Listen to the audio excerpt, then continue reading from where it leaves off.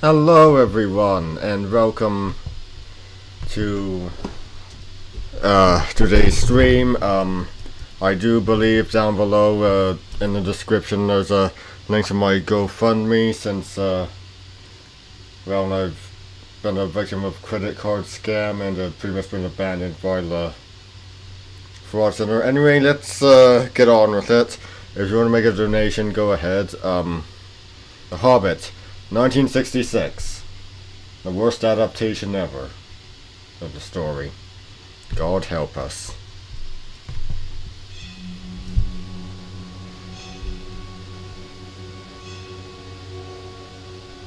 This was Dale, the city of golden bells, in the time of Middle-earth, before men came to power and ruined magic forever. And this is the Arkenstone of old, the white heart of the mountain, the central treasure of all the vast treasures of this golden realm. Suddenly, it was all destroyed by the monster lizard Slag the Terrible. Slag, the agent of evil on Earth. And he dragged off the treasures of Dale, even the Arkenstone itself. Arkenstone was not. The flames, a watchman who slept when the dragon came creeping. Torin Oakenshield, general of the now destroyed garrison of Dale, and Princess Mika Milamana. What? Who sadly watched the crumbling ashes of Oakenshield. There was no such character. Gandalf. And he was... General Oakenshield. Only the great wizard Gandalf can help us now.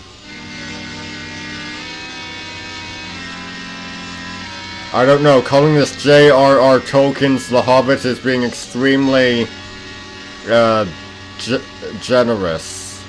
Three ragged and weary survivors of Dale, the burned city of golden bells, came to the lonely tower of Gandalf the Grey. So it has come to pass, said the great wizard, that Dale has been destroyed by Slag, and that he nests on the treasure in the carved halls on the lonely mountain, just as it is written in the great book. What? And it is clear that the time has come. The time of the Hobbit. There was no great book, there was no prophecy. Far away from all the troubles of dragons and treasure lived a certain Hobbit. Like all hobbits, he lived in a hole in the ground. It was a very comfortable hole, full of everything needed for a cozy, secure life. A far different sort of life than that of his great-great-great-great-grand Hobbit. This settled and satisfied Hobbit was named Bilbo Baggins, and he didn't know that his time had come. All at once they were there, eating his food, shouting for more, filling the air with terrifying words about dragons, fire, stolen gold, and death. I don't know who you are. I don't know what you are all talking about, cried Bilbo Baggins. We are talking about you, said the wizard Gandalf. You are the chosen dragon killer. You shall lead this group over the impassable barricade mountains, through the impenetrable Mirkwood forest, across the poisonous desolation of Slag, to Lonely Mountain itself, wherein the horrid creature lies. You must creep into the deepest great chamber of the old jewel mines of Dale, and kill the fire-spitting dragon Slag. A fascinating story, said the small hobbit. And now, if you have all finished your breakfast, it's been a great pleasure to meet you, and I wish you lots of luck and all speed. But it is written in the prophecies, said General Torin Oakenshield. We cannot go without you. Then don't go at all, shouted Bilbo. Leave that old dragon be. The princess was furious and impatient with all this talk. Mr. Baggins, she shouted, that dragon has killed my father and all of my people. He has burned to ashes my golden land of Dale. Now he sits on our treasures and waits his time to strike other lands, maybe even here.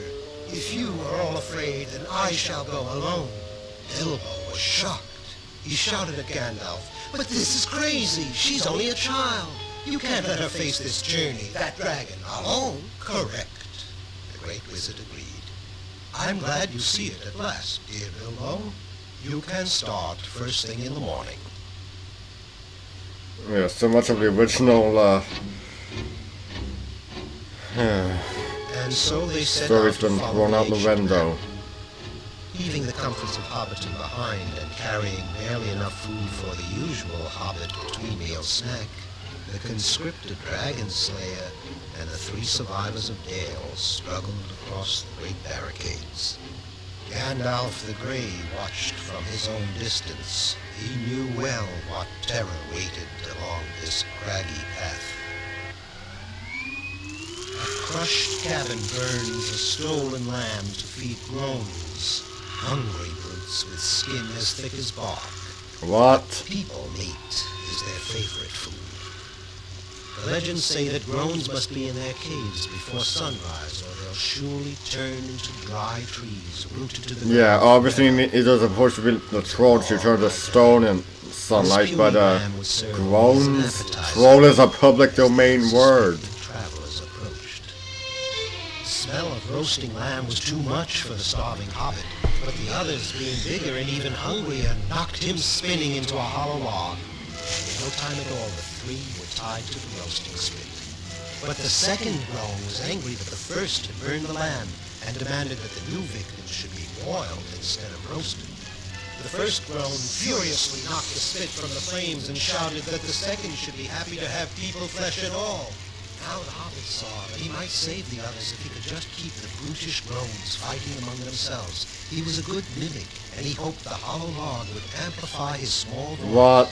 The second groan's lips didn't move, but his voice seemed to shout, "No stupid ape like you can tell me how to eat my food." "Who are you calling stupid, you ugly knothead?" roared the first. Soon the dull-witted groans forgot all about their dinner and were busy trying to kill one another. They fought and cursed each other through the night till the first rays of the sun caught them by surprise. Bilbo had tricked them, and now they would be rooted to this spot forever. 2 less groans and 2 more gnarled dead trees. As they moved forward again across the great barricades, the survivors had a new opinion of their small hobbit dragon slayer. Perhaps he might prove useful after all, thought Torrin Oakenshield. Then, suddenly, Bilbo was gone. Down through a crevasse with a soundless scream as the others trudged on. Down past the chewed rock tunnels of the hateful grablins who killed Grablins? for spite. Down to the Again, roots of goblins the a public domain down thing. where there is none but gloom. Gollum? Unremembered years before, a weak and rejected creature found what Gandalf the Grey still seeks, the one ring of power. He had crept into the inky depths to hide it here, on this black isle where the hobbit had now fallen, and he had cringed with his ring alone, in the dark so long that he could speak only to his miserable self, Gollum. "What horrid little nasty has come to steal our ring, my precious? We must squeeze it till it dies, yes? We durstn't let it take our dearest ring, Gollum." It makes like a Monsters Inc. Bilbo thing. did have the ring.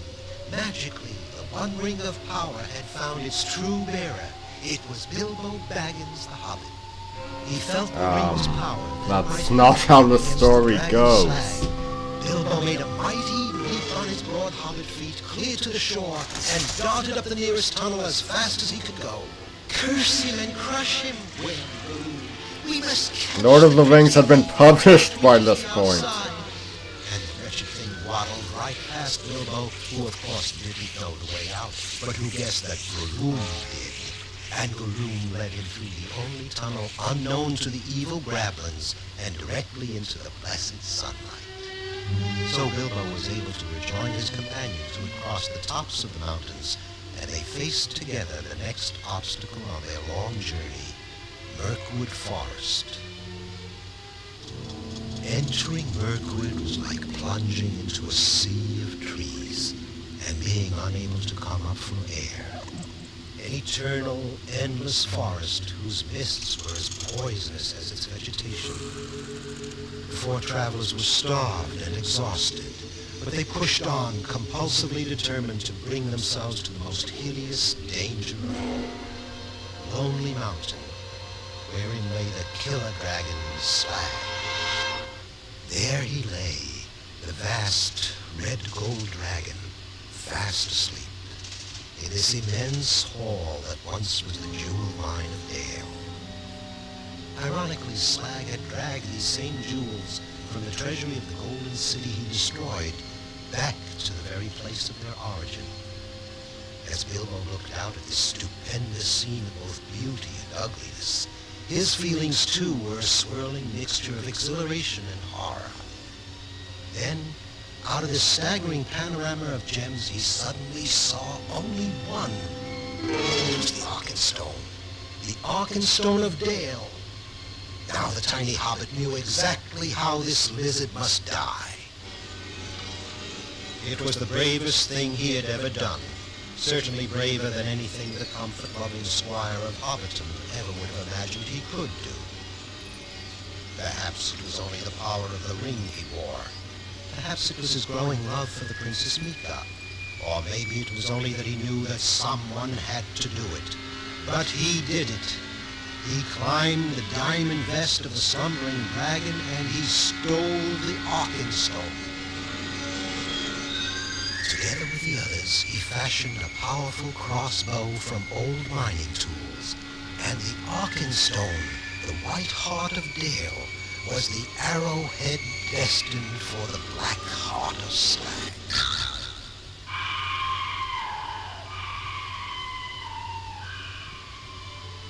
And so he did it, just as Gandalf knew he would. And the city of Golden Bells was built again, and Bilbo and Mika reigned there together. What? But finally they returned to that quiet, comfortable life in Hobbiton. Until the next time that Gandalf the Grey would knock upon the round, green door.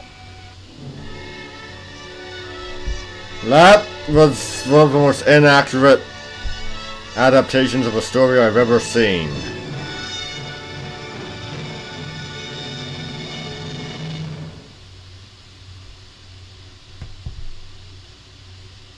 "1966, Prague." Oh, jeez.